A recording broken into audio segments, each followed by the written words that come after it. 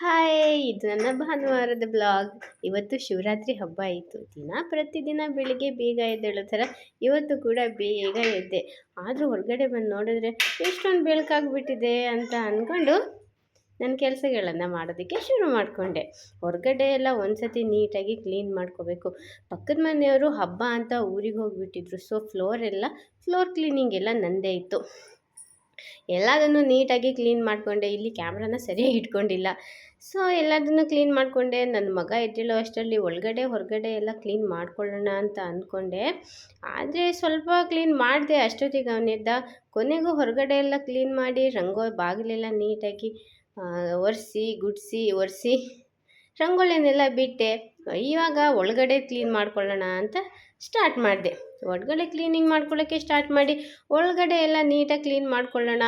ಹಬ್ಬ ಅಂದ್ರೇ ಹಾಗೆ ಅಲ್ವಾ, ಎಲ್ಲ ನೀಟಾಗಿ ಕ್ಲೀನ್ ಮಾಡಿಕೊಂಡು ನಾವೆಲ್ಲ ಸ್ನಾನ ಮಾಡಿ ದೇವ್ರಿಗೆ ಪೂಜೆ ಮಾಡಿ ಹಬ್ಬನ ಶುರು ಮಾಡಿದ್ರೇ ಅದು ಹಬ್ಬ ಅಂತ ಅನಿಸೋದು ಅಂತ ಅಂದ್ಕೊಂಡು ಸ್ವಲ್ಪ ಏನು ಮ್ಯೂಟಲ್ಲೇ, ಅಂದರೆ ಈಗ ನನ್ನ ಮಗ ಎದ್ಬಿಡ್ತಾನೆ ಅಂತ ಸೌಂಡ್ ಏನು ಮಾಡ್ದಂಗೆ ನೀಟಾಗಿ ಎಲ್ಲ ಒರೆಸ್ಕೊಂಡು ನನ್ನ ಕೆಲಸಗಳನ್ನು ಮುಗಿಸೋಣ ಅಂತ ಅಂದ್ಕೊಳ್ತಾ ಇದ್ದೆ. ಅಷ್ಟರಲ್ಲಿ ಒಳಗಡೆಯಿಂದ ಸೌಂಡ್ ಬರ್ತಾ ಇತ್ತು. ಕೊನೆಗೆ ನನ್ನ ಕೆಲಸಗಳು ಆದಷ್ಟು ಸ್ವಲ್ಪ ಮುಗೀತು. ಅಷ್ಟರಲ್ಲಿ ಅವನು ಎದ್ದ. ಇವಾಗ ಎದ್ನೆಲ್ಲ ಕೆಲಸಗಳನ್ನೆಲ್ಲ ಮಾಡೋಕ್ಕಾಗಲ್ಲ. ಸೊ ಇವನಿಗೆ ಫಸ್ಟ್ ಊಟ ಮಾಡಿಸೋಣ, ಆಮೇಲೆ ನನ್ನ ಕೆಲಸಗಳನ್ನು ಮುಂದುವರ್ಸೋಣ ಅಂದ್ಕೊಂಡು ಇವನಿಗೆ ಊಟ ಮಾಡಿಸ್ದೆ. ಅವ್ನು ಊಟ ಮಾಡೋದಕ್ಕೆಲ್ಲ ಏನು ಅಷ್ಟು ಹಠ ಮಾಡಲ್ಲ. ನನ್ನ ಮಗ ಮುದ್ದು ಮಗ ತಿಂದುಬಿಡ್ತಾನೆ, ನೀಟಾಗಿ ಊಟ ಎಲ್ಲ ಮಾಡ್ಕೊತಾನೆ. ಸೊ ಇಬ್ಬರು ಸ್ನಾನ ಮಾಡ್ಕೊಂಡ್ವಿ, ದೇವ್ರಿಗೆ ಪೂಜೆ ಮಾಡಿ ಇವಾಗ ಹಬ್ಬದ ಅಡುಗೆ ಸ್ಟಾರ್ಟ್ ಮಾಡೋಣ ಅಂತ ಹೇಳ್ಬಿಟ್ಟು ಸ್ಟಾರ್ಟ್ ಮಾಡಿದ್ವಿ.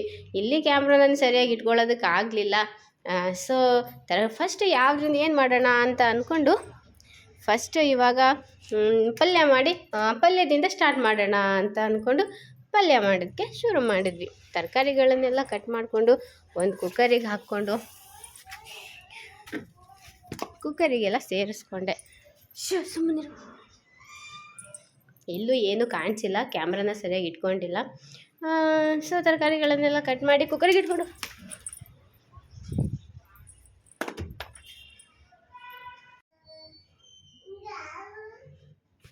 ಕೊನೆಗೂ ಎಲ್ಲ ಕಟ್ ಮಾಡಿ ಶುರು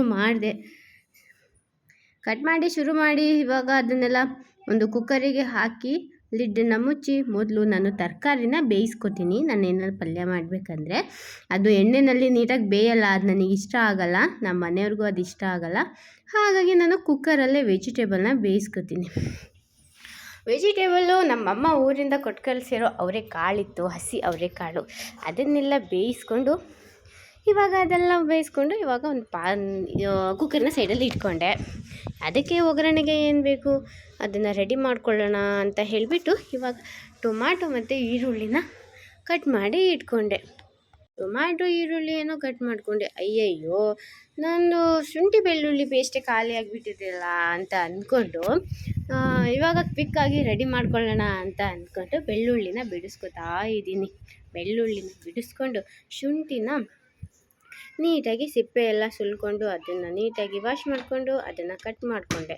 ಶುಂಠಿ ಬೆಳ್ಳುಳ್ಳಿ ಪೇಸ್ಟನ್ನ ನಾವು ಪೇಸ್ಟ್ ಮಾಡಿ ಇಟ್ಕೊಂಡಿರೋದಕ್ಕಿಂತ ಆವಾಗಲೇ ಅದನ್ನು ಒಂದು ಕಲ್ಲಲ್ಲಿ ಜಜ್ಜಿ, ಅಂದರೆ ಇವಾಗ ನಾನು ಜಜ್ತೀನಿ ನೋಡಿ, ಆ ಥರ ಮಾಡಿಕೊಂಡ್ರೆ ಇನ್ಸ್ಟೆಂಟ್ ಫ್ಲೇವರು, ಇನ್ಸ್ಟೆಂಟ್ ಟೇಸ್ಟ್ ಅದು ಸಿಗೋ ಟೇಸ್ಟೇ ಬೇರೆ. ನೀವು ಏನಾದರೂ ನಿಮ್ಮ ಮನೇಲಿ ಶುಂಠಿ ಬೆಳ್ಳುಳ್ಳಿ ಪೇಸ್ಟ್ ಟೈಮ್ ಇಲ್ಲ ಅಂತಂದರೆ ಪೇಸ್ಟ್ ಮಾಡಿಟ್ಕೊಂಡು ಮಾಡ್ಕೊಳ್ಳಿ. ಅಷ್ಟೊತ್ತಿಗೆ ನನ್ನ ಹಸ್ಬೆಂಡ್ ಎದ್ದು ಬಂದರು, ಕಾಫಿ ಮಾಡಿಕೊಡ್ತೀಯಾ, ಟೀ ಮಾಡಿಕೊಡ್ತೀಯಾ ಅಂತ. ಸದ್ಯಕ್ಕೆ ಇವಾಗ ಏನೂ ಆಗೋಲ್ಲ, ನಾನು ಅಡುಗೆ ಮಾಡ್ತಾಯಿದ್ದೀನಿ, ಒಟ್ಟಿಗೆ ಊಟ ಮಾಡಿ ಅಂತ ಹೇಳ್ಬಿಟ್ಟು ಅವ್ರಿಗೆ ನಾನು ಕಾಫಿ ಟೀನು ಮಾಡಿಕೊಡ್ಲಿಲ್ಲ. ಸೊ ಇವಾಗ ಆ ಶುಂಠಿ ಬೆಳ್ಳುಳ್ಳಿ ಪೇಸ್ಟನ್ನ ಜಜ್ಕೊತಾ ಇದ್ದೀನಿ. ಶುಂಠಿ ಬೆಳ್ಳುಳ್ಳಿ ಪೇಸ್ಟ್ ಅದು ಘಮ್ ಅನ್ನುತ್ತೆ, ಅದು ಒಗ್ಗರಣೆಗೆ ಹಾಕಿದ್ರೆ ಆವಾಗ ತಾನೇ ಜಜ್ಜಿಟ್ಕೊಂಡಿರ್ತೀವಲ್ವ. ನಿಮಗೇನಾದರೂ ಟೈಮ್ ಇದ್ದರೆ ನೀವು ಹಾಗೆ ಮಾಡ್ಕೊಳ್ಳಿ, ಇಲ್ಲ ಅಂತಂದರೆ ನಿಮಗೆ ಟೈಮ್ ಇಲ್ಲ ಅಂತಂದರೆ ನೀವು ಪೇಸ್ಟ್ ಮಾಡಿ ಫ್ರಿಜ್ಜಲ್ಲಿ ಇಟ್ಕೊಳ್ಳಿ. ಬಟ್ ಅದು ಅಷ್ಟೇನು ಟೇಸ್ಟ್ ಕೊಡಲ್ಲ. ಸೊ ಈ ಥರ ಒಂದು ಸತಿ ಟ್ರೈ ಮಾಡಿ, ನಿಮಗೇನಾದರೂ ಟೈಮ್ ಇದ್ದರೆ. ಸೊ ಅದನ್ನೆಲ್ಲ ಜಜ್ಜಿಟ್ಕೊಂಡೆ. ಇವಾಗ ಒಗ್ಗರಣೆ ಹಾಕೋಣ ಅಂತ ಹೇಳಿಬಿಟ್ಟು ಒಂದು ಪಾತ್ರೆನ ತೊಗೊಂಡು ಕುಕ್ಕರ್ ಮೇಲೆ ಗ್ಯಾಸ್ ಮೇಲೆ ಇಟ್ಟು ಅದಕ್ಕೆ ಇವಾಗ ಎಣ್ಣೆ ಹಾಕೊಂಡೆ. ಫಸ್ಟ್ ಬಿಗಿನಿಂಗ್ಗೆ ಪಲ್ಯದಿಂದ ಸ್ಟಾರ್ಟ್ ಮಾಡ್ತಾ ಇದ್ದೀನಲ್ವ, ಸೊ ಪಲ್ಯನೇ ಫಸ್ಟ್ ಮಾಡ್ಕೊಳ್ಳೋಣ ಅಂತ ಹೇಳಿಬಿಟ್ಟು ಇವಾಗ ಅದಕ್ಕೆ ಸಾಸಿವೆ, ಜೀರಿಗೆ, ಕರಿಬೇವು ಮತ್ತು ಆನಿಯನು ಹಾಕ್ಕೊಂಡು ನೀಟಾಗಿ ಫ್ರೈ ಮಾಡಿಕೊಂಡೆ. ಆ ಆನಿಯನ್ ಸ್ವಲ್ಪ ಬ್ರೌನಿಷ್ ಆಗೋವರೆಗೂ ಅದನ್ನ ಫ್ರೈ ಮಾಡಿಕೊಂಡು ಜಜ್ಜಿಟ್ಕೊಂಡಿದ್ವಲ್ಲ ಆ ಶುಂಠಿ ಬೆಳ್ಳುಳ್ಳಿ ಪೇಸ್ಟ್ನ ಸೇರಿಸಿ ಅದೊಂದು ಒಳ್ಳೆ ಘಮ್ ಅಂತ ಬಂದಮೇಲೆ ಫ್ಲೇವರು ಅದಕ್ಕೆ ಟೊಮ್ಯಾಟೊ ಹಾಕಿ ನೆಕ್ಸ್ಟ್ ನಾವು ಬೇಯಿಸಿಟ್ಕೊಂಡಿದ್ದಂತಹ ತರಕಾರಿಗಳನ್ನೆಲ್ಲ ಸೇರಿಸ್ಕೊಂಡೆ. ಇವಾಗ ಅದಕ್ಕೆ ಕೊತ್ತಂಬರಿ ಸೊಪ್ಪನ್ನ ಆ್ಯಡ್ ಮಾಡಿಬಿಟ್ಟು ನೀಟಾಗಿ ಮಿಕ್ಸ್ ಮಾಡಿ ನೋಡಿ ಖಾರದ ಪುಡಿ ಧನಿಯಾ ಪುಡಿ ಎಲ್ಲದನ್ನು ಸೇರಿಸ್ಕೊತಾ ಇದ್ದೀನಿ. ಟೇಸ್ಟ್ ಅಂತೂ ಸೂಪರಾಗಿರುತ್ತೆ.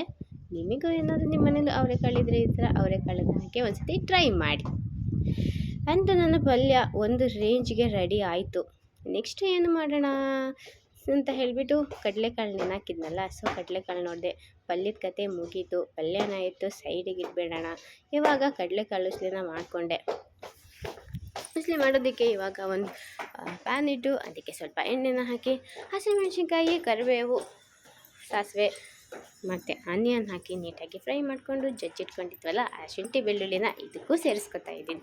ಇದಕ್ಕೂ ಸೇರಿಸ್ಕೊಂಡು ನೆನೆಸಿಟ್ಟಿದ್ದಂತಹ ಕಾಳುಗಳನ್ನು ಅದಕ್ಕೆ ಸೇರಿಸ್ಕೊಂಡು ನಾನು ಮಾಡಿದ್ರಲ್ಲೆಲ್ಲ ಇದೇ ಸಿಕ್ಕಾಬಟ್ಟೆ ಟೇಸ್ಟಿಯಾಗಿದ್ದಿದ್ದು. ಕಾಳಿದು ರಾತ್ರಿನೇ ನೆನೆಸಿಟ್ಟಿರ್ತೀವಲ್ವ, ಜಾಸ್ತಿ ಏನು ಬೇಯಿಸೋದು ಬೇಡ, 5ರಿಂದ 10 ನಿಮಿಷ ಬೇಯಿಸಿದ್ರೆ ಸಾಕು, ಬೆಂದೋಗುತ್ತೆ. ಇವಾಗ ಅದಕ್ಕೆ ಒಂದು ಸ್ವಲ್ಪ ಗರಂ ಮಸಾಲ ಸೇರಿಸ್ಕೊಂಡು ಅರಿಶಿನ ಸೇರಿಸ್ಕೊಂಡೆ. ರುಚಿಗೆ ತಕ್ಕಷ್ಟು ನಾನು ಉಪ್ಪನ್ನು ಆಗಲೇ ಹಾಕ್ಕೊಂಡೆ. ಕೊತ್ತಂಬರಿ ಸೊಪ್ಪನ್ನು ಹಾಕಿ ಒಂದು 5 ನಿಮಿಷ ಬೇಯೋಕ್ಕೆ ಬಿಟ್ಟೆ.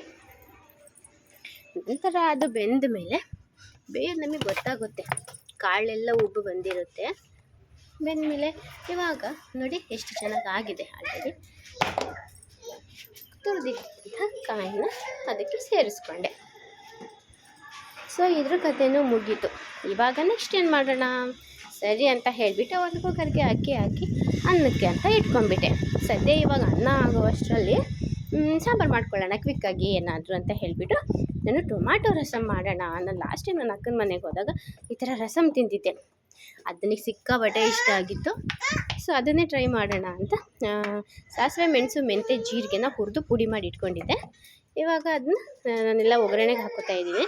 ಒಗ್ಗರಣೆಗೆ ನೀವೇ ನೋಡಿದ್ರಲ್ಲ ಏನೇನು ಹಾಕ್ಕೊಂಡೆ ಅಂತ ಹೇಳ್ಬಿಟ್ಟು ಇವಾಗ ಕೊತ್ತಂಬರಿ ಸೊಪ್ಪು ಹಾಕಿ ಸ್ವಲ್ಪ ಪೆಪ್ಪರ್ ಪೌಡರ್ನ ಸೇರಿಸಿ ನಮಗೆ ಎಷ್ಟು ಬೇಕು ಅಷ್ಟು ನೀರನ್ನು ಹಾಕ್ಕೊಂಡು ಖಾರದ ಪುಡಿ ಧನಿಯಾ ಪುಡಿನ ಸೇರಿಸ್ಕೊಂಡೆ. ನೋಡಿ ಇವಾಗ ನೀರು ಸೇರಿಸ್ತಾ ಇದ್ದೀನಿ. ನಿಮಗೆ ಎಷ್ಟು ಬೇಕು ಟೊಮ್ಯಾಟೊ ನೀವು ಇನ್ನೂ 2-3 ಹಾಕ್ಕೋಬೇಕು. ಜಾಸ್ತಿ ಜನ ಇದ್ದರೆ ಜಾಸ್ತಿ, ನಾನು ಇಬ್ಬರಿಗೆ ಮಾಡ್ತಿರೋದ್ರಿಂದ ನಾನು ಸ್ವಲ್ಪನೇ ಮಾಡ್ಕೋತಾ ಇದ್ದೀನಿ. ನೀರು ಎಷ್ಟು ಬೇಕು ಅಷ್ಟು ಹಾಕ್ಕೊಳ್ಳಿ. ನಾನು ಕಾಯಿ ತುರ್ದು ಸ್ವಲ್ಪ ಉಳಿದಿತ್ತು, ಇದಕ್ಕೆ ಸ್ವಲ್ಪ ಆ್ಯಡ್ ಮಾಡಿಕೊಂಡೆ, ಸ್ವಲ್ಪ ಮಿಕ್ಸ್ ಮಾಡಿಕೊಂಡೆ. ಏನಕ್ಕೆ ವೇಸ್ಟ್ ಮಾಡೋದು ಅಂತ ಹೇಳಿಬಿಟ್ಟು ನೋಡಿ ಅದು ಬೆಂದ ಮೇಲೆ ಎಷ್ಟು ಚೆನ್ನಾಗಿ ಕಾಣಿಸ್ತಾ ಇದೆ. ಟೇಸ್ಟ್ ಕೂಡ ಅಷ್ಟೇ ಸೂಪರಾಗಿರುತ್ತೆ. ಸ್ವಲ್ಪ ಹುಣಸೆ ಹುಳಿನ ಸೇರಿಸ್ಕೊಂಡೆ ಲಾಸ್ಟಿಗೆ, ಅದೊಂದು ಸ್ವಲ್ಪ ಸ್ಕಿಪ್ ಆಗಿಬಿಟ್ಟಿದೆ ನನ್ನ ವೀಡಿಯೋದಲ್ಲಿ.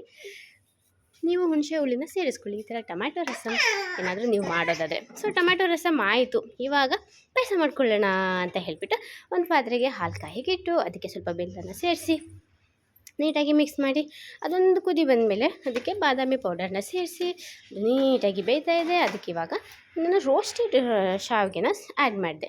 ನೆಕ್ಸ್ಟ್ ಅದಕ್ಕೆ ಸ್ವಲ್ಪ ತುಪ್ಪ ಹಾಕಿ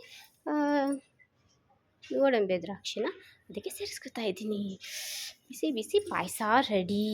ಫೈನಲಿ ನನ್ನ ಅಡುಗೆ ಕಂಪ್ಲೀಟ್ ಆಯಿತು. ನೀವು ಈ ಹಬ್ಬದಲ್ಲಿ ಏನೇನೆಲ್ಲ ಮಾಡಿದ್ರಿ? ನಾನು ಜಾಸ್ತಿ ಏನು ಮಾಡೋದಕ್ಕೆ ಹೋಗಿದ್ದೆ. ನಮ್ಮ ಅಮ್ಮಂಗೆ ಕಾಲ್ ಮಾಡಿ ನಾನು ಹೇಳಿದಾಗ ಅಯ್ಯೋ ಒಬ್ಬಿಟ್ಟು ಮಾಡ್ಕೊಳ್ಳೋದಲ್ವಾ ಅಂತ ಹೇಳಿದ್ರು. ಒಬ್ಬಿಟ್ಟು 2-3 ದಿನ ಮುಂಚೆ ಮಾಡಿದ್ದೆ, ಹಾಗಾಗಿ ಒಬ್ಬಿಟ್ಟನ್ನ ಮಾಡಲಿಲ್ಲ.